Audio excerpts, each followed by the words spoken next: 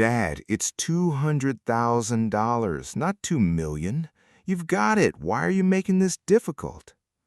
That was my son, Justin, and those were the exact words that ended 38 years of me believing I'd raised him right. I'm Roger Thompson, 62 years old. I run a small earth-moving business out of Toowoomba, Queensland. Built it with a second-hand excavator, a bad back, and my wife Judy's willingness to do the books every Sunday night at the kitchen table. We're not rich, but we're comfortable, and comfortable took us 25 years to get to. Justin called on a Tuesday afternoon while I was on site, red dirt on my boots, sun already dropping behind the range. His voice had that clipped, businesslike tone he picked up somewhere after he married Sophia Shepherd. Before Sophia, he called me Dad. After Sophia, I was a line item in somebody's financial plan. "It's an investment property," he said. "Lane and I have already crunched the numbers." Lane was his mate. Always some scheme, always Justin's name on the dotted line. "We just need the seed capital, and Sophia found this place in Brisbane, off-market. It's gone by Friday if we don't move." I said no, Justin. Silence. Not the hurt kind, the calculating kind. "You said if we ever needed you, you'd be there. That was for emergencies, not real estate." He hung up. I stood on that red dirt for a long minute, phone in my hand, dust blowing across the paddock. I thought about calling Judy. I thought about calling my daughter, Emerson, who lives down in Canberra and has enough sense for the whole family. Instead, I just got back in the excavator and kept working, because that's what I've always done when something's wrong. I work through it.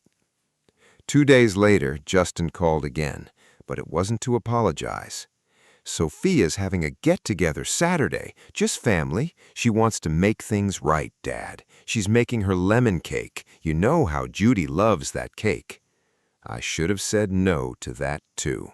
"Roger, you look pale. Here, sit down. Let me get you something cold." Sophia Thompson, said it with that wide smile she always had ready.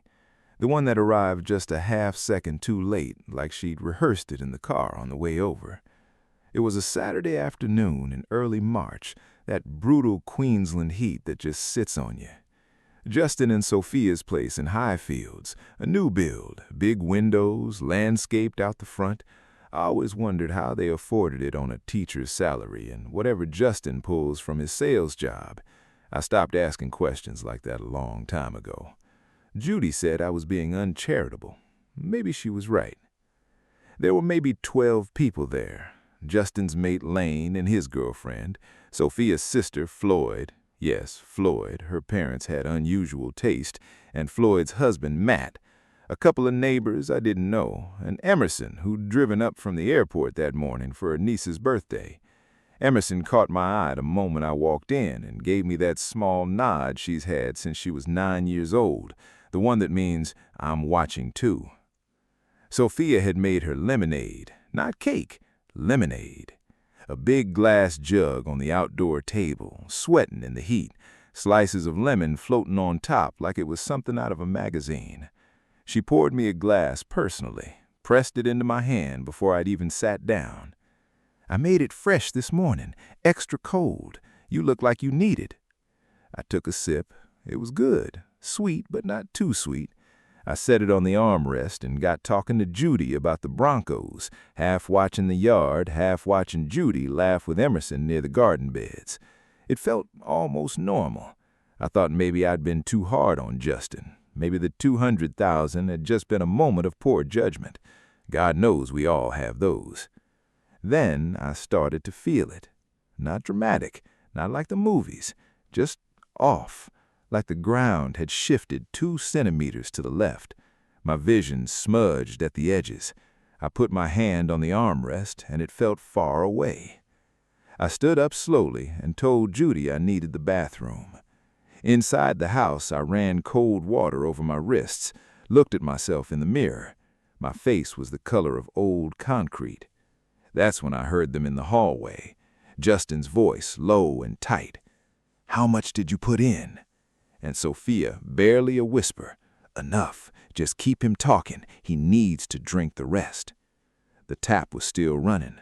I stood completely still. "What about Judy?" "Judy doesn't matter. She's not on the accounts." I turned the tap off. I looked at myself in that mirror for 3 full seconds. Then I walked back out, steady, slow, like nothing in the world was wrong. Picked up my glass, walked to the garden tap near the fence, and poured every drop into the grass. And I started planning. Mr. Thompson, I need you to listen carefully. Do not go back to that house tonight. That was the doctor at Toowoomba Base Hospital, and the way she said it, quiet, deliberate, like she was choosing every word, told me everything I needed to know about what they'd found in my blood. I'd told Judy in the car on the way over, just the facts, no softening. She sat in the passenger seat with her hands folded in her lap and didn't say a single word for 4 minutes. I counted them. 4 minutes of nothing but the hum of the engine and the dark highway stretching out ahead of us. Then she said, "Our son." Not a question, not an accusation, just those 2 words, like she was turning them slowly in her hands, trying to find an angle where they made sense. They didn't make sense. They still don't. The emergency department at that hour was half empty. Fluorescent lights, the smell of antiseptic, a television in the corner showing cricket highlights with the sound off. A nurse took my details at the front desk, and I gave her just enough: dizziness, heart palpitations, possible exposure to something at a social gathering. I kept my voice level. Judy sat beside me, spine straight, expression unreadable. 38 years of marriage, and I still can't always tell what she's thinking, but I could feel it coming off her in waves. Not panic, something colder than panic. Dr. Hargreaves, not the law firm, different person, Toowoomba's full of coincidences like that, ran the bloods herself. She was maybe 40, efficient, no nonsense. When she came back into the cubicle 20 minutes later, she pulled the curtain closed behind her, which told me everything before she opened her mouth. Midazolam, a benzodiazepine sedative, used in surgical procedures, conscious sedation, sometimes in palliative care. It lowers resistance. It makes people manageable, compliant. It doesn't knock you out cleanly. It blurs the edges of your judgment, makes you foggy, agreeable, makes a stubborn 62-year-old man from Toowoomba suddenly very open to signing documents he'd otherwise never touch. "You said you had roughly half a glass?" asked she, pen hovering. "Maybe a bit less. I poured the rest out." She looked up at me. "You poured it out?" "I overheard something I wasn't supposed to." She held my gaze for a moment, then wrote something down. "You're lucky," she said, simply. "At your age, with your blood pressure history, a full dose of this in the heat could have put you on the floor, or worse." Judy made a sound beside me. Not a word, just a sound. I asked the doctor to keep the results restricted, off any shared digital records, nothing forwarded without my written consent. She looked at me carefully, measuring something, then nodded. She'd seen enough in emergency medicine to understand that some situations were more complicated than they appeared on paper. She didn't ask me to explain. I was grateful for that. We drove home in the dark. I locked every door, checked every window. Old habits from 25 years of early starts and work sites. But this time, it felt different. This time, I was locking the house against my own son. I didn't sleep. I sat at the kitchen table with the lamp on low and Judy's old laptop open in front of me, going back through years of digital history the way you'd sift through rubble after a flood, carefully, methodically, looking for the thing that tells you when it started, when exactly the ground shifted. There were emails Justin had forwarded me over the years, investment opportunities, property deals, a franchise scheme in 2021 that I'd said no to, text messages from Sophia that I'd written off as pushy but manageable, and then, buried in a CC'd email thread from 8 months ago that Justin had clearly sent to me by mistake, a name I didn't recognize, a law firm in Brisbane, Hargreaves and Cole. I Googled them at 2:17 in the morning. Estate planning, asset transfers, power of attorney arrangements for elderly clients. I sat back in my chair and looked at the ceiling for a long time. Then I opened Justin's most recent texts and read them differently. Just want to make sure you're protected, Dad. You've worked too hard to leave things unsecured. Let us help you get your affairs in order. I'd read those messages as concern, clumsy, slightly irritating concern. Now they read like a script. I rang Frank Cobbett, my solicitor, and yes, distantly related to Judy, because Toowoomba is the kind of town where everyone's vaguely connected to everyone, at 7:30 Sunday morning. Frank is 70, semi-retired, and has handled my business affairs for 15 years. He picked up on the second ring, which told me he keeps early hours even on weekends.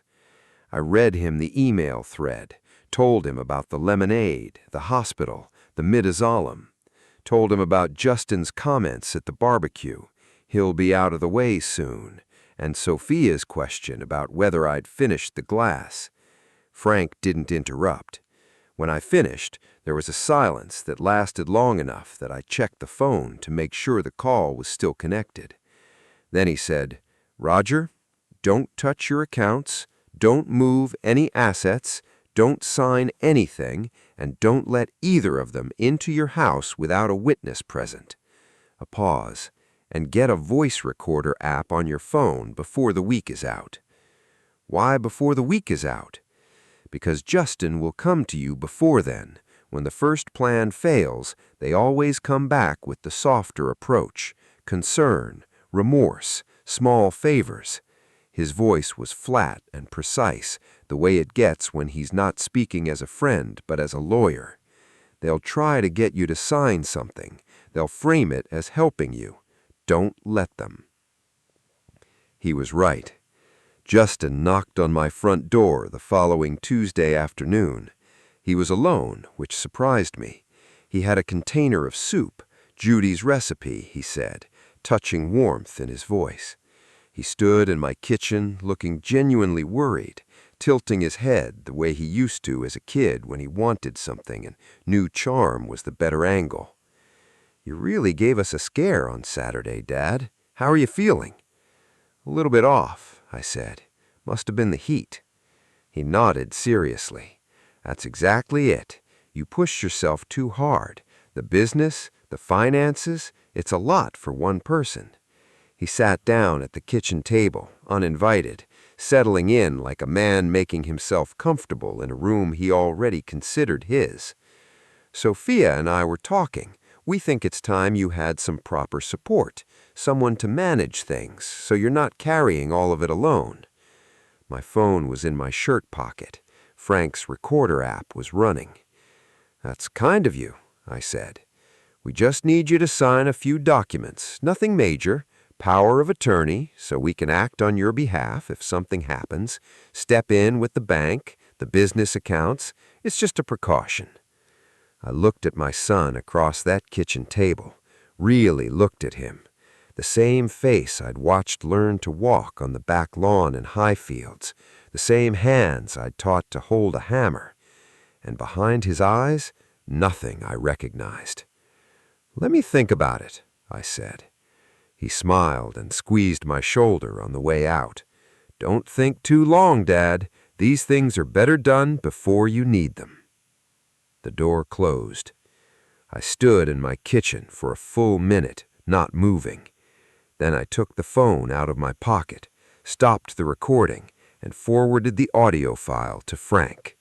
His reply came 11 minutes later. 3 words.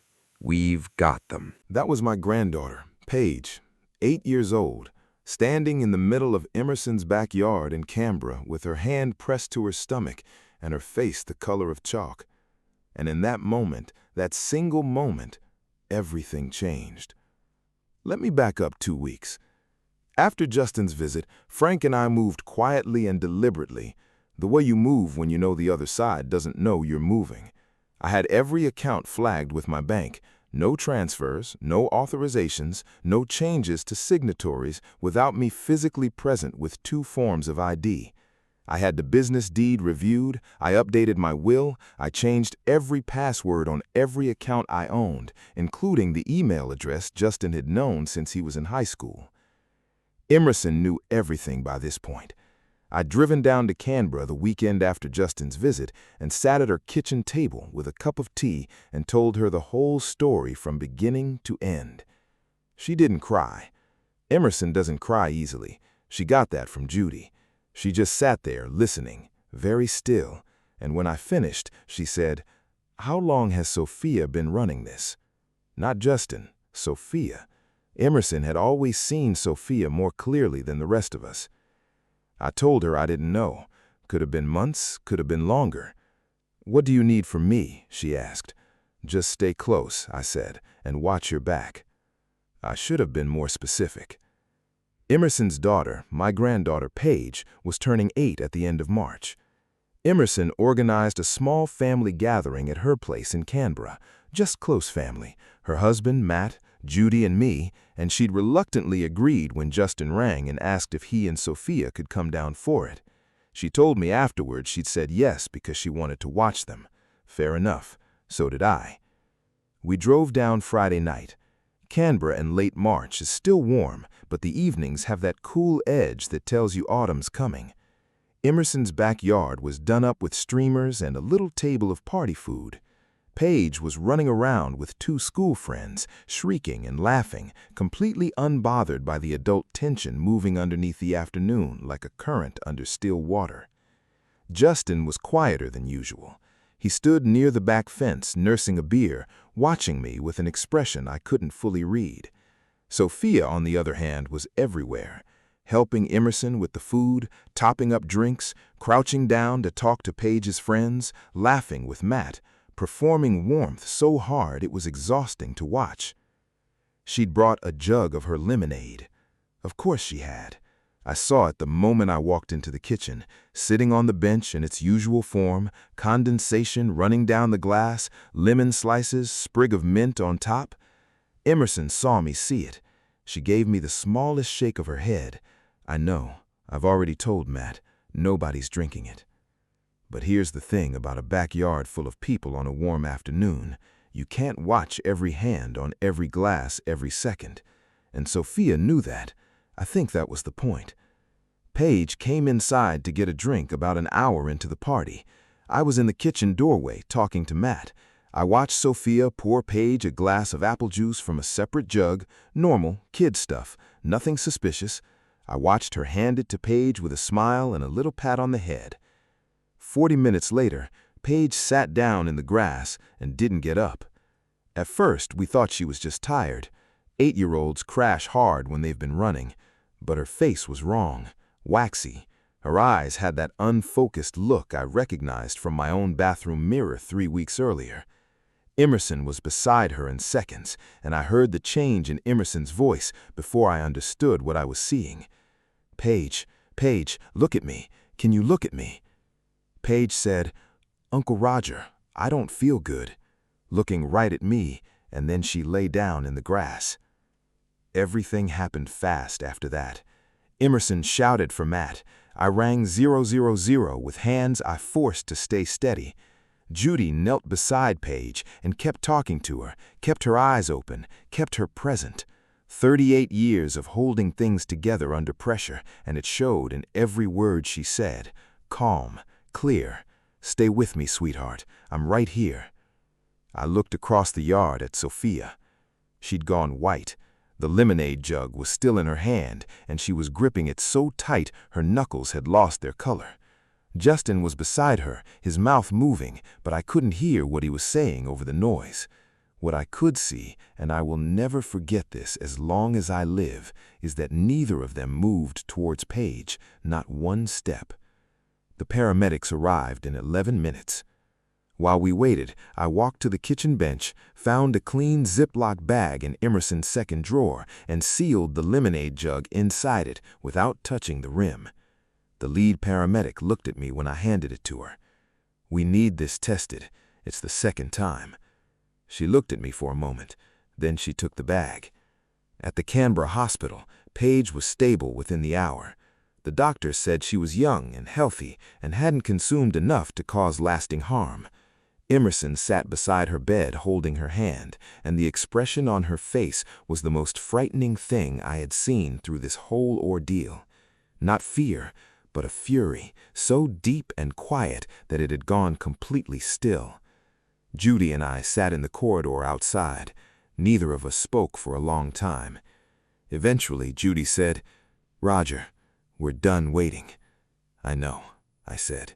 "Frank, police, tomorrow morning, no more recording, no more building the case. We go now." I nodded. "She could have killed her." Judy's voice didn't break. It never breaks. It just gets very, very quiet. "She won't get the chance again." And I meant it. The toxicology results came back the following morning. Midazolam. Again. Same compound, measurably higher concentration than what had been found in my blood, because Sophia had calculated the dose for a grown man, and Paige was 8 years old and weighed 30 kilos. Frank was on the phone to the Australian Federal Police before I had finished reading him the report. "Dad, just listen to me. It was Sophia. It was all Sophia. You know me. You know me." Justin said it through the fly screen door of Emerson's house, 2 AFP officers standing 3 meters behind him on the front path. A Canberra morning so still and bright it felt wrong for what was happening inside it. I looked at my son. I didn't open the door. Frank had moved fast. After the toxicology results confirmed midazolam in Paige's system, Frank had contacted the Australian Federal Police directly. The incident had now crossed state lines, involved a child, and constituted a pattern of behavior serious enough to escalate beyond Queensland Police. A detective senior constable named Gareth Oakes, out of the ACT, had been assigned by that afternoon. He was mid-40s, unhurried, with the kind of stillness that comes from years of listening to people lie to him. He sat across from me in Emerson's living room with a notepad and asked me to start from the beginning.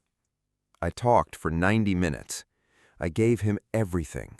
The phone call asking for $200,000, the first lemonade at Highfields, the hospital results, Frank's advice, the voice recordings, Justin's visit to my kitchen, the forged power of attorney documents that Frank had since obtained copies of through the Brisbane law firm inquiry. Hargreaves & Co. had been contacted separately. Turns out one of their junior associates had prepared the documents under the instruction that they were for a client who had already provided verbal consent. When Frank's letter arrived, that associate had gone straight to the firm's senior partner. They were cooperating fully. Detective Oakes listened without interrupting. When he finished, he looked at his notepad, then back at me. "Mr. Thompson, the documents, the recordings, the 2 separate toxicology reports, and the law firm's cooperation, that's a substantial evidentiary picture." He paused. "I want to be straightforward with you. This will likely be charged under a combination of Queensland and ACT legislation, administering a noxious substance, fraud, forgery, and given the victim in the second incident was a minor, that aggravates everything significantly." "What does that mean in real terms?" Emerson asked from the doorway. She'd been listening the whole time. "It means they won't be getting bail easily, and it means the Crown will take this seriously." They picked up Sophia first. She was at the house in Highfields, and according to what Oakes told us later, she'd answered the door calmly, looked at the officers, and then just sat down on her front step, like she'd been expecting it and had decided the performance was over. Justin ran. Not far. He made it to his mate Lane's place in Toowoomba before the Queensland police found his car in the driveway. Lane apparently opened the door, saw the officers, and stepped aside without a word. Whatever loyalty Justin had bought with years of charm and borrowed money had a very clear ceiling. Justin was in custody before dark. I wasn't there for any of it. I was still in Canberra, sitting in a hospital room watching Paige sleep, while Judy read to her from a book about a dog who solves mysteries. Paige had been asking to go home since that morning. Her color was back. She was annoyed at the IV line and unimpressed with the hospital jello, and deeply unaware that the adults around her were quietly falling apart. I was grateful for that. Frank called me when the arrests were confirmed. He didn't dress it up. They've got them, Roger, both of them.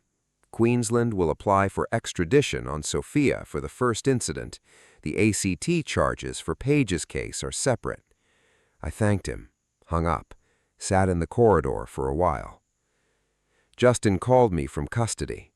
I don't know how, a borrowed phone probably, somebody's misplaced sympathy. It rang on a Tuesday evening while I was sitting on Emerson's back porch watching the last of the light go out of the sky. I answered because I wanted to hear what he would say. Dad, just listen to me. It was Sophia. It was all Sophia. You know me. You know me. There was real desperation in his voice. Whether any of it was real feeling or just survival instinct, I honestly couldn't tell anymore. And that, more than anything, was the saddest part. I no longer knew the difference with my own son. I know you, Justin, I said. That's the problem. I heard him draw breath. Dad, the recordings are with the police. The emails are with the police. Frank has everything. I kept my voice even. I didn't go looking for a way to hurt you. You made choices, a long string of them, and one of those choices put an 8-year-old girl in a hospital bed. Silence. She's your niece, I said. She still asks for you at Christmas. He didn't say anything after that. I ended the call and sat in the dark for a long time. The sky over Canberra was doing that deep blue thing it does just before full dark, still holding a little light at the edges. A magpie, somewhere in Emerson's garden, was finishing its last song of the day. Normal sounds, ordinary evening, the kind of evening I'd taken completely for granted for 62 years. I thought about the toolbox I'd started my business with, a Sidchrome set, second-hand, bought from a garage sale in Toowoomba in 1987. I thought about the first job I'd ever finished, a drainage trench for a cattle property out past Oakey, paid cash, $420, and I'd held that money in my hands and thought, this is the start of something.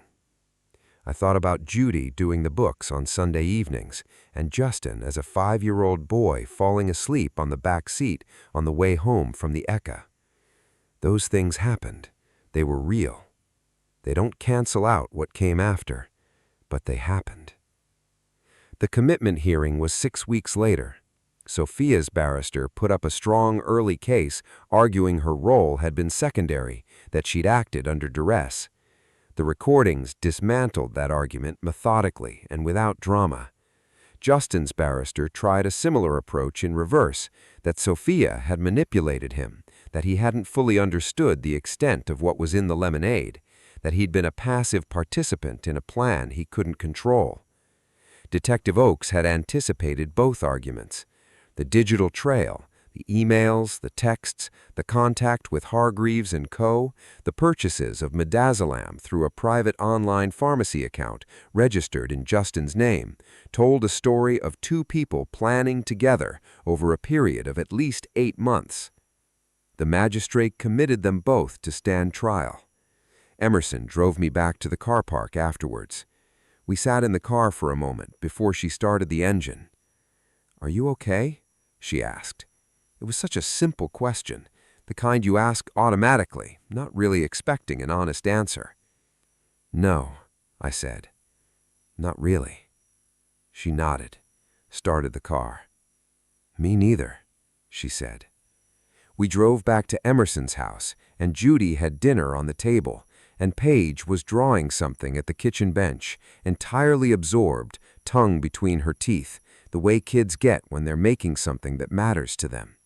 She held it up when she saw me come in.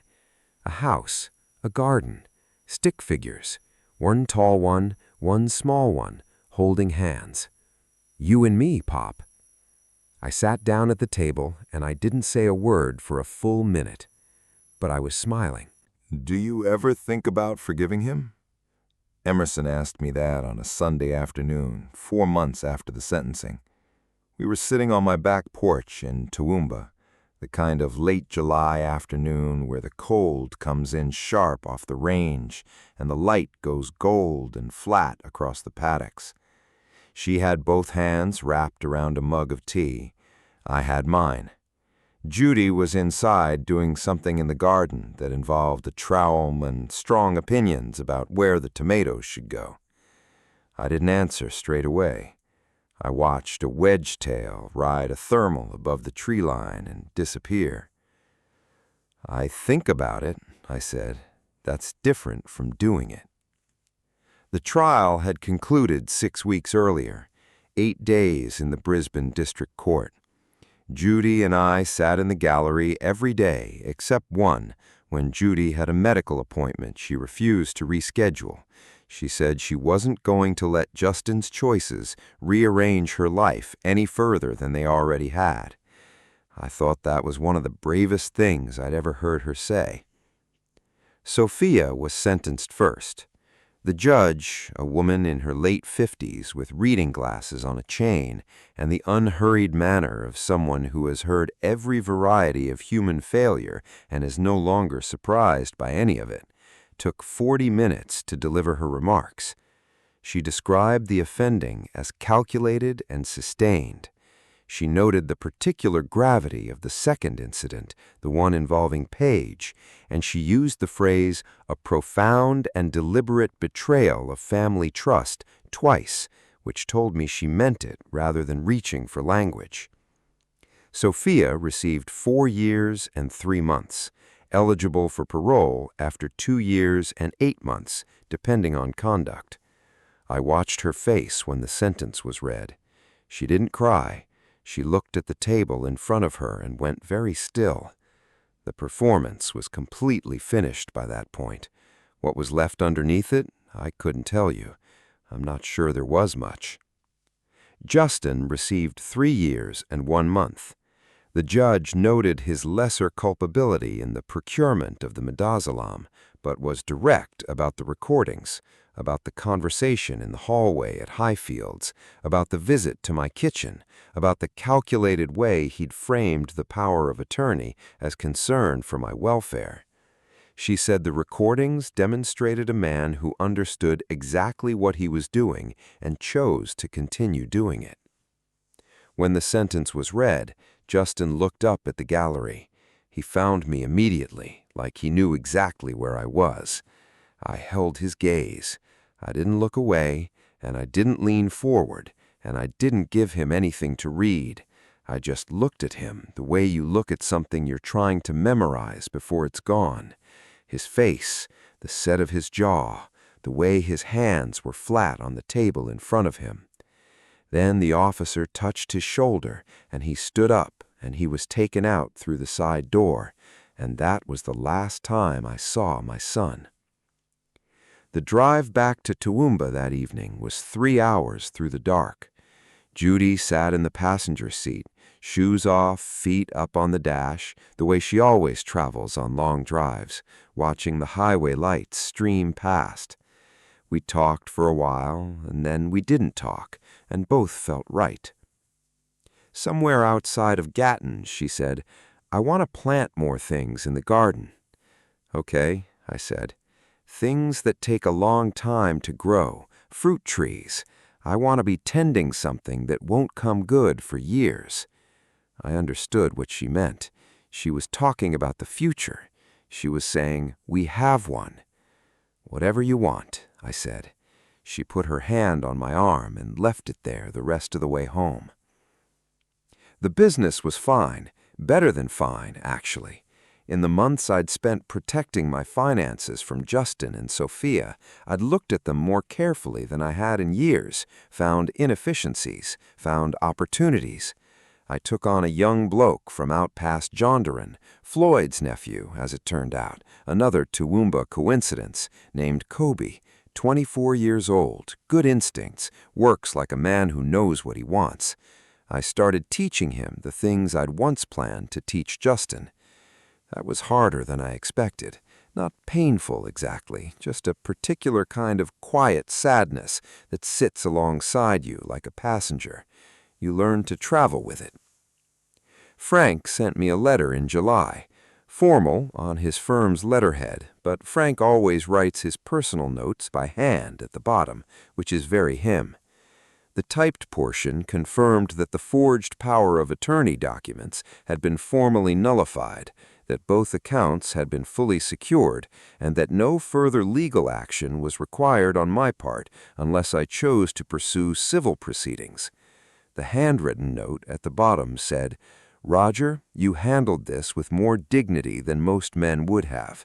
Judy, too. Give my best. Frank."